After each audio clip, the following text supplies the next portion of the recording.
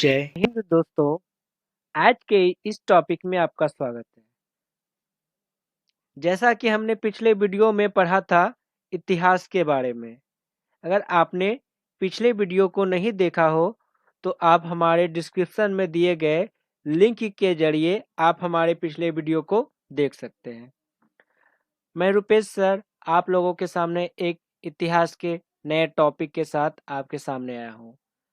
आज का टॉपिक है अध्याय 1 कक्षा 10, जिसके अंतर्गत पढ़ेंगे यूरोप में राष्ट्रवाद। यूरोप में राष्ट्रवाद। चलिए यूरोप में राष्ट्रवाद के कुछ नोट्स को देखते हैं।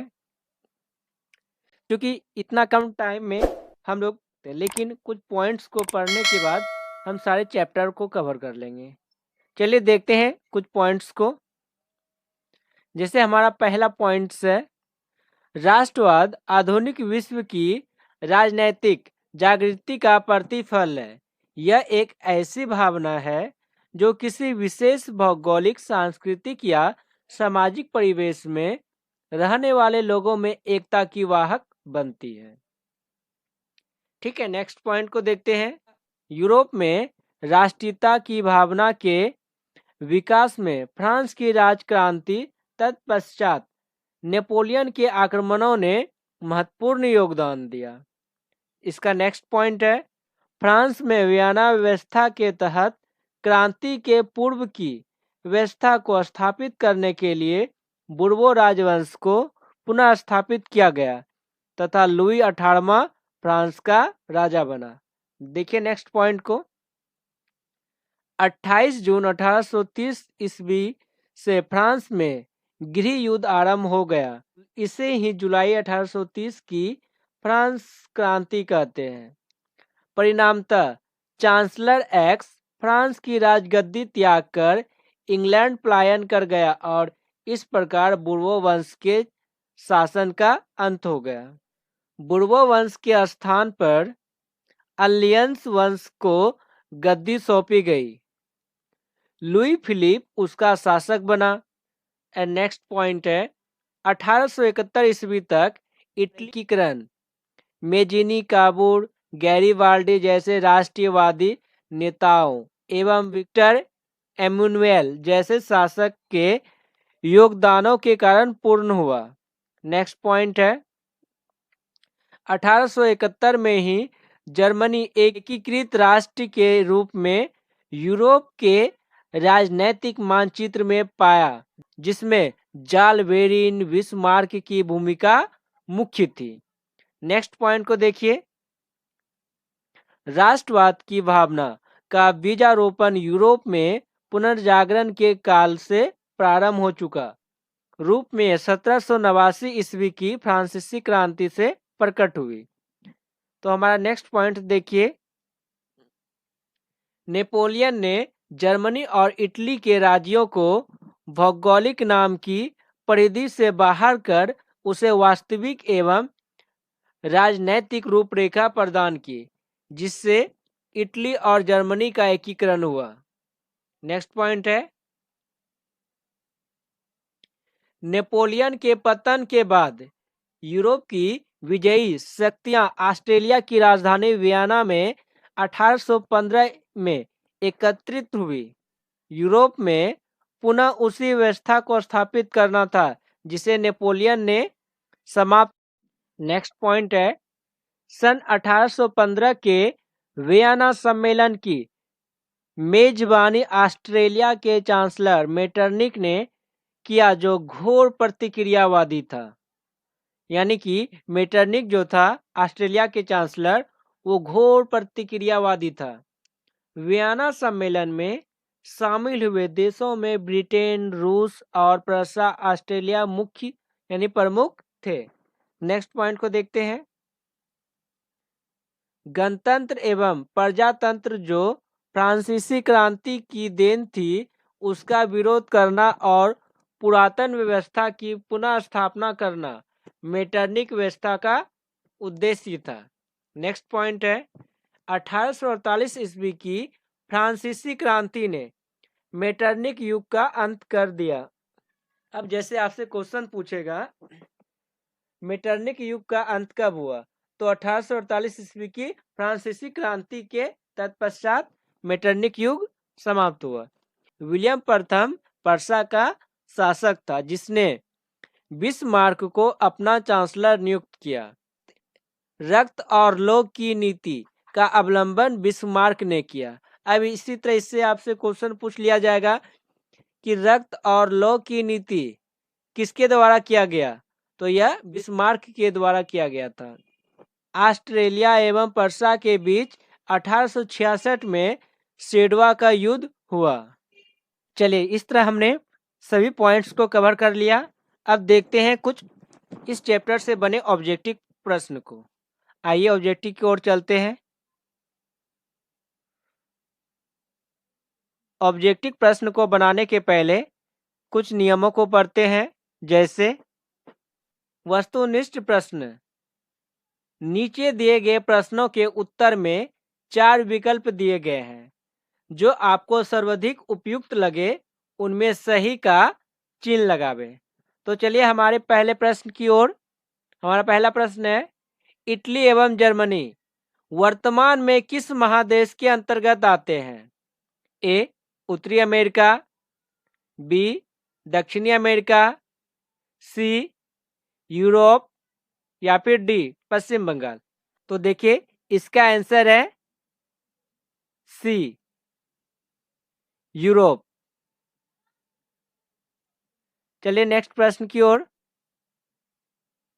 हमारा नेक्स्ट प्रश्न है, फ्रांस में किस शासक वंश की पुनः स्थापना वियना कांग्रेस द्वारा की गई थी? ए हैबर्सबर्ग, बी आलिया वंश, सी बुर्बो वंश या फिर डी जारशाही।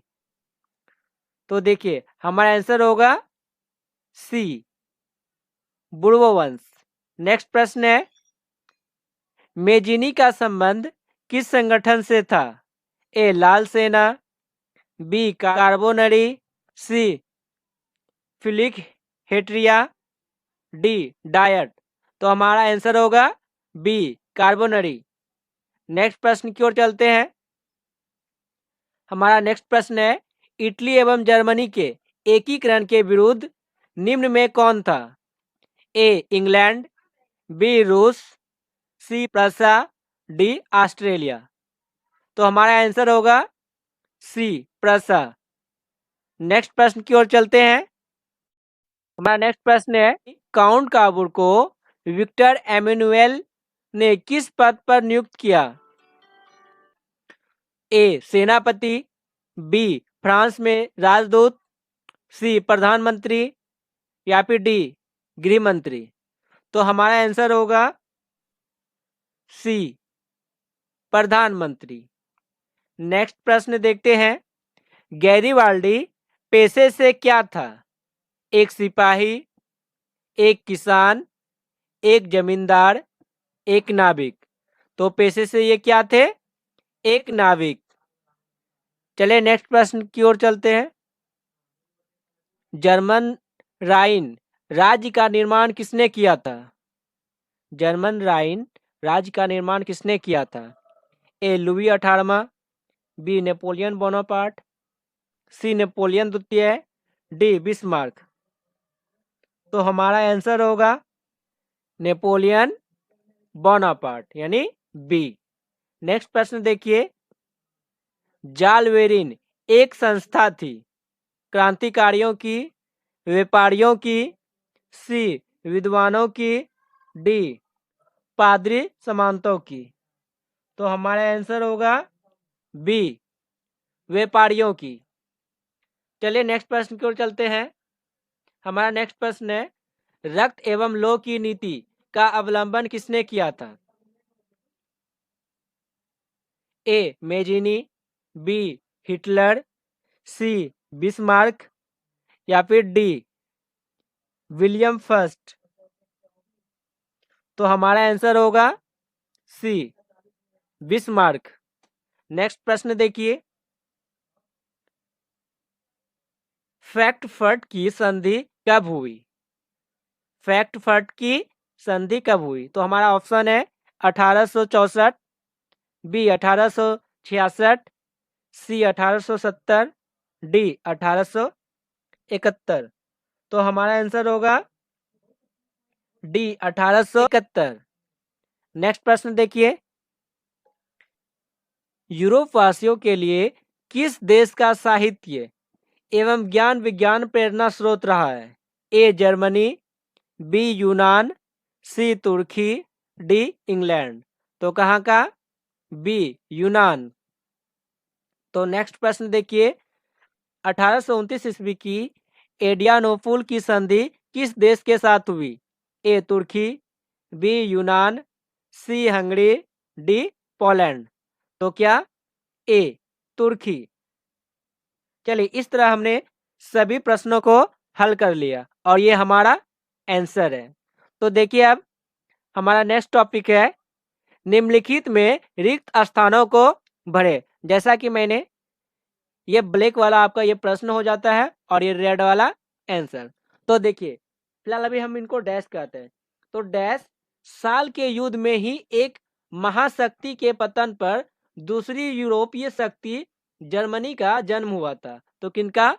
सेडन। सेडवा का युद्ध डैश और डैश के बीच हुआ था।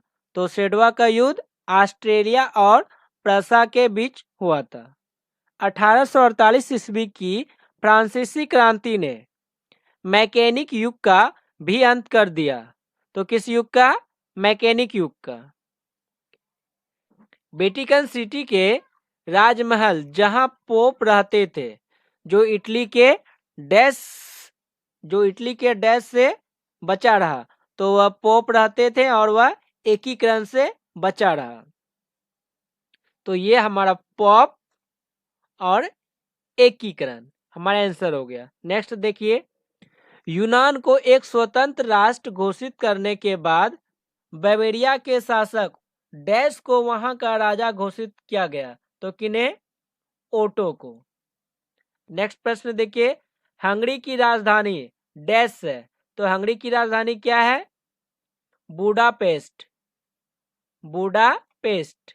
तो इस तरह हमने फिल इन द ब्लैंक्स यानी रिक्त स्थानों को भर लिया। अगर इस तरह का और भी वीडियो आपको चाहिए तो हमें कमेंट में करें। धन्यवाद।